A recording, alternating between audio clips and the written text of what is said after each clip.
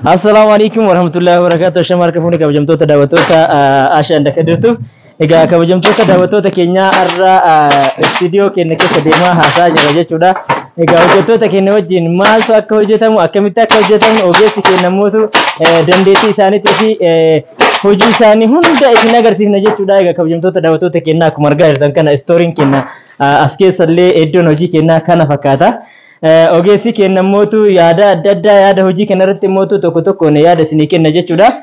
Egaa kabajamtoota daawwattoota keenya akkuma argaa jirtan meeshaan bifa kanaan haala kanaan meeshaa baay'ee quality isaa eegerra haala kanaan hojjetamaa jira. Isinillee mootu ajajattanii warroonni hin ajajattiin ajajattanii akka kanaan bifa kanaan haala isinii akka isinii hojjetamu abdii guddaa isinii irraa qaba. Egaa namoonni hojjetan kun yoo barbaadan laalame meeshaan kun gana argitanii bifa kanaan haala kanaan jalqabatarra jira. Meeshaan kun meeshaa quality dha jechuudha. Akkuma san ammas aga sanii Ashaan alatti isin agarsiifti jechuudha.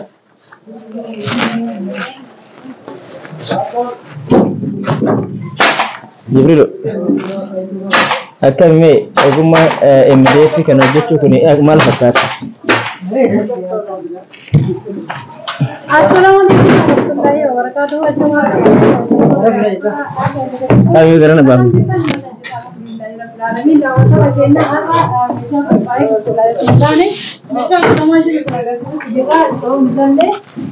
Cinta bercinta. Kenapa itu? Karena dosa. Gak mungkin abas. Baik. Apa kira ibu nanggal lihat? Nafi digera. Ara bismillah. Alga tu sesuatu sih negara kamu era. Kamu Fatimah mana sih? Kamu jauh berapa? Jibril, kamu Fatimah aja. Ini am alga kena rahasia met.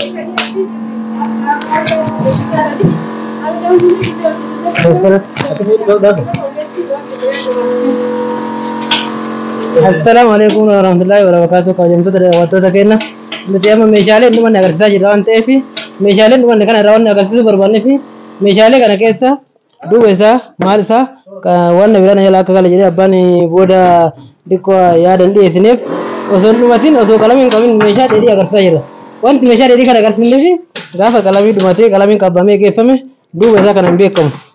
Maal akka ta'e miidhee akka ta'eef qaama akka ta'e qalamiin dhoosee waan ta'eef osoo dhokatiin abbaan beekee waan osoo yaada ofii argee raaka hubatu barbaaduuf itti gammatuuf kunis akkatti dhumattee waan miidhi isaa dhumatee waan as keessa dabalamee duuba isaa dhokatee qalamiin qabbamee jiru waan takka hin jiru waan ta'eef meeshaa bareeda irraa hojjetama.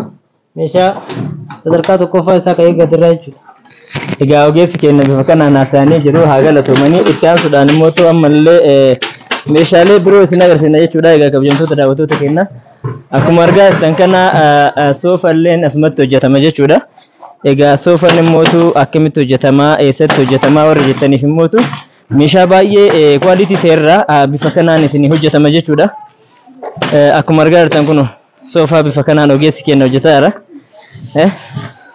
Muhammad salaamu alaykum. Ndenne kanana አለ ይሄ ሙያ እንዴት ነው? ስንት ምን ያህል ጊዜ ቆይታል እዚህ ሙያ ላይ? ከ10 ዓመት በላይ ቆይቻለሁ። 10 ዓመት ቆይታል? አዎ ይበልጣል። በዚህ በ10 ዓመት ውስጥ ማለት ነው በጣም ለመልመድ ስንት ዓመት ፈጅቶብሃል? ያው በረዳትነት አንድ 3-4 ዓመት ወስጃለሁ። በረዳትነት 3 ዓመት ሰርታል? አዎ። ከዛ የበለጠ ደግሞ 7 ዓመት ደግሞ ራስን ችለህ ነው እየሰራ ያለው? አዎ። ማሻአላ ይሄ ጋር እንደዚህ ኳሊቲ አድርጎ ለማውጣትና ወረድ አድርጎ ኳሊቲውን ለማውረድ ይቻላል እንዴ? ይቻላል። እንደ ዕቃው አይነት እንደ ዕቃው አይነት ነው። አሁን በኳሊቲ ዕቃ ነው የተሰራው። ይሄ አሁን በኳሊቲ ዕቃ ነው እያንዳንዱ። በጣም ኳሊቲ ነው። ስፖንጁ ሆነ ጨርቁ egaa kabajamtoota daawwattoota keenya ogeessi soofaa keenya hojjetullee soofaa carqirrallee yoo barbaadan akkuma sanillee ammallee mootu meeshaa hundi isaa meeshaa tokko farraa hojjetama jedhee isinillee akkuma argaa jirtan kana meeshaan kun gana meeshaa hojjetamaa jirudha. Shuf kana namni tokko lama ol fuudhee danda'u baay'ee mee mokkoru kun yaadamu inni biraa immoo akkuma argaa jirtan meeshaa kana yoo argitan laalame amma akkatti waan xiqqaa fakkaata garuu gaafa inni walitti isinii deebi'eetiniin dhumarra gahe immoo baay'ee namatti tola jechuudha. Egaa kabajamtoota daawwattoota kennaa ogeessa keessaa ogeessi haala kanaan hojjetaara ilaalame.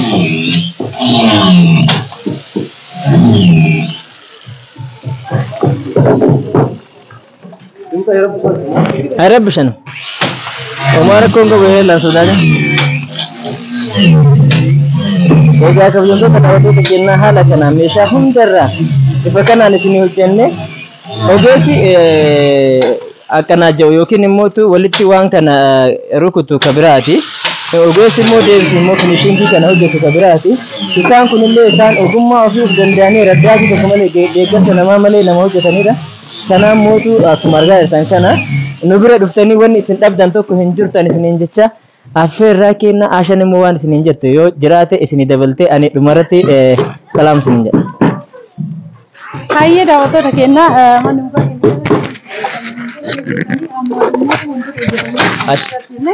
samoon abbootiyyuu daawwattoota kennaa meeshaa xumuramee ba'ellee isin agarsiifna jechuudha. Daawwattoota kennaa asitti kan argamu xarapheezadha. Xarapheezaan kun akkuma argitan kana kunoo hin dibamne gana finishingiin isaanii hafa jechuudha. Gizee xumurametti meeshaa akkam bareedudha daawwattoota kennaa kun xarapheezonni isallee haala kanaan lafa jiranii.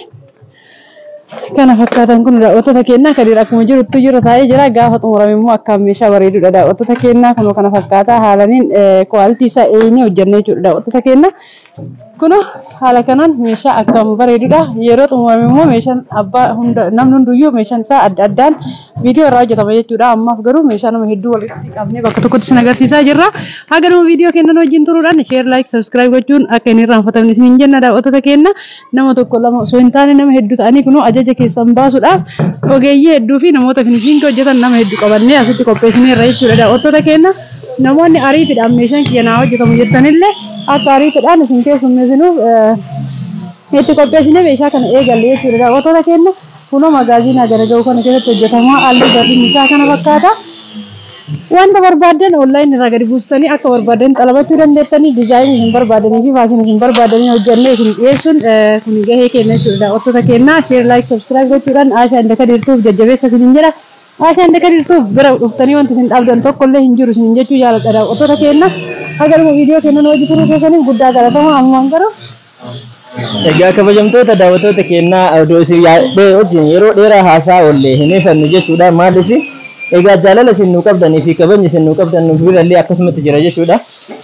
Wanni irra viidiyoo kana qubannee istiidiyoo kana keessatti dhiyaannee fi egaa meeshaaleen dheedhiin maal fakkaatanii akkamitti hojjetamanii yaani meeshaan kun immoo akkamitti kwaalitiin hojjetama kan jedhu irratti isinillee amantaa guddaa akka fudhataniif jecha viidiyoo kana isinii qabannee dhufne meeshaalee kana dhumatee immoo inshallah yoo rabbi jedhee boru meeshaa baay'ee kwaalitii ta'e qabannee isinii dhufna.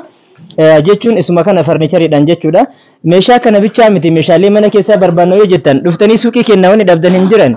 Elektirooniksii waan akka firiijii, waan akka televiziyoonaa, waan akka deebisii mootu amma meeshaalee Dubaay komboleetti akkuma kanaan dura nu biratti barame hunda isaatu nu biratti argattan isiniin jechaa kabajamtoota daawwattoota kennaa waan hundaa nu biratti argattanii kanaaf nu bira dhuftanii waa tokko hin dhabdanii onnee horadhaa ijoollee kenna Oromoo kenna mana keessan gaafa galtan akka dhugaa dubbachuuf ta'e itti gammaddanii ifaajee keessan gaafa galtan manni keessan osoo isin hin galin isin xumuramee jechuudha wanni marti itti isin galee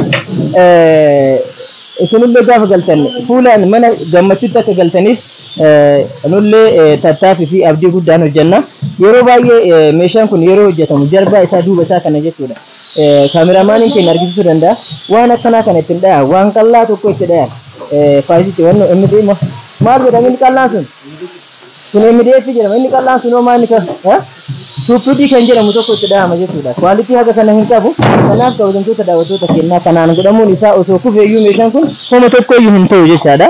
Kanaaf kabajamtoota daawwattoota kennaa kana beekanii dhuftanii akka xalabattan isiniin jedha. Dhugaa dubbachuuf baay'ee isin jaallanna.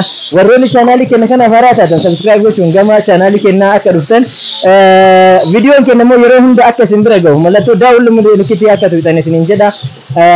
Yoo isiniin jedhu Anu kabajaa fi jaalalaan viidiyoo kenna chaanaalii kenna kana isin affeeraa isinillee mootu hiriyoota keessaniif share godha.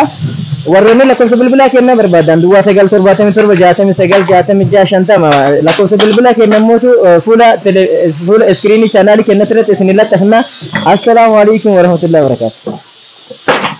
Ayyee daawwattoota keenyaa viidiyoon keenya kaarra qabannee isinii dhufne kana fakkaata. Haga dhumaan nuti turuu keessanii guddaa isin galateeffanna. Haga viidiyoo biraa qabannee walitti deebinutti subscribe, share, like gochuudhaan nu wajji turaa isin jenna daawwattoota keenya. Asitti biffeen isin argitan kun gizee xumuramee ol ka'e biffee akkam bareedudha. Akkuma argitan asitti illee kunillee TV stand ajaa'ibaa wayiiti. Inshallah gaafa xumurame tokko tokkoon isin agarsiisa. Kunis biffee kun immoo TV stand tosirra gala. Akkuma argitan kana kun MDF tokkoffaa yookaan meeshaa tokkoffaa ta'e haala kanaan galchine MDF tokkoffaa ta'e galchine isinii hojjetaa irra jechuudha daawwattoota keenyaa. Inni kun immoo tokko soofan irraa hojjetamudha. Ispoonjiidha. Meeshaa akkaan kwaaltii ta'edha isiniin jedha daawwattoota keenyaa. Inni kun immoo tuyyuu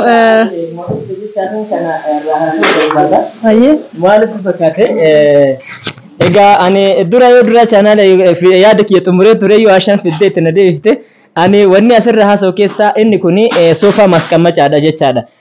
Isuma kana tahee darajaa sadii hin jira. Isuma kana tahee maalada tahee jechuudha darajaa sadii hin jira. Haay koopii godhanii kanuma xiqqoo akka kana fakkaatu jecha isa sadaffaa isaa qalamii kana diban jechuudha. Qalamii kana fakkaatu isa sadaffaa diban. Kanaaf isa san eegasi waagaa kanuma qixxeen gurguran jijjiirama birii 300 qabaa jechaadha isa takkitti kanarratti inni sun. Kanaaf eegaa kabajamtoota daawwattoota keenyaa fi meeshaa yoo uffata uffatee maal jedhee akkasitti qalamii dibamee maal jedhee jedhu baay'ee wanna jechuu fakkaata waluma fakkaatu danda'a garuu keessa isaatti yeroo hojjetamu garaagarummaa guddaa qaba jechnee kana isin beeksisuu fi meeshaa xiree wanni qabannee dhufneef jechuudha. Egaa kabajamtoota daawwattoota keenya fakkeenyaaf kun amma yeroo qabannee isin dhiyaannu amma tiknasiin kana yeroo baay'ee and tiknasii kanaatu jijjiirama. Tiknasii kana bira dabree deemuutu inni illee oomisha isaatu illee jijjiirama. Fakkeenyaaf oomisha asallaa jedhamu jira, oomisha bishooftuu jedhamu jira, oomisha immoo walaayittaa hawaasaa jedhamu jira jechuudha. Kanaaf egaa kabajamtoota daawwattoota keenyaa akkuma faafrikaa isaatti waagaan isallee kwaalitiin isallee wal dabra. Kana akka beekaniif egaa kabajamtoota daawwattoota keenyaa har'a viidiyoo kana isin hojjenne jechuudha. Isinillee kana beekanii meeshaa keessan bifa kwaalitiin akka isin hojjennu beekanii itti amanamummaa guutuudhaan akka gama keenya dhuftanii fi isinin jedha aanee baay'ee isin jaalanna isin kabajna. Chaanaalii keenya fidattanii dhufuu keessaniif illee baay'ee isin kabajna. Asmaan assalaamu alaykum warahmatullahi wabarakatuh. Ayyee daawwattoota keenyaa assalamu alaykum warahmatullahi wabarakatuh.